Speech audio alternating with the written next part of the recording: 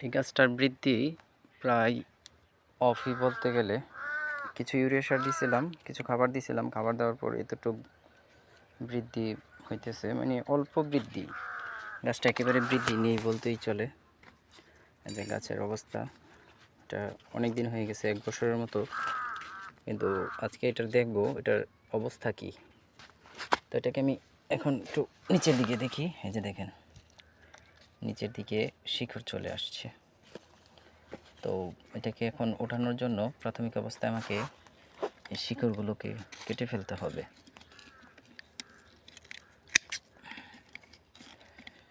কারণ টপ থেকে এটা বের করতে গেলে যদি এই শিকড়গুলো থাকে তাহলে আমি এটাকে বের করতে পারবো না। তারপর আমি এটাকে এখন বের করে দেখাচ্ছি আপনাদেরকে। এবার অনেকে বলছেন যে ভাই এটা কিভাবে এটা থেকে বের করব, আমাদেরকে দেখায়েন। তো তাদের জন্য বলছি, যখন এটাকে বের করবেন সাইড থেকে এরকম হালকা করে হাতটাকে এরকম করে একটু ভাঁজ করে 2-4টা থাবড়া দিবেন। থাবড়া দেওয়ার পর এই যে দেখেন সাইড দিয়ে চিকন আকারে ফাটা দিছে। তো এখন এটা কাজ হচ্ছে, এটাকে টান দেওয়ার পরও ওঠে না। তো তার জন্য এরকম আপনারা বাজার থেকে ব্লেড পাবেন, ব্লেড কিনে নেবেন, 10 টাকা নেবে।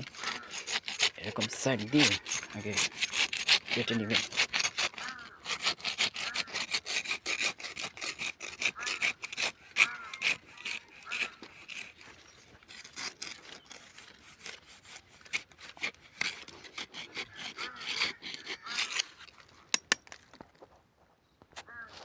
এই যে দেখেন গাছের শিকড়ের অবস্থা, এই কারণে গাছটা বৃদ্ধি হচ্ছে না, গাছটা বসে আছে। তো এখন গাছটাকে আমি আগে শিকড়গুলোকে কেটে তারপর দেখাচ্ছি আপনাদেরকে। কিছু মাটি কেটে দেব।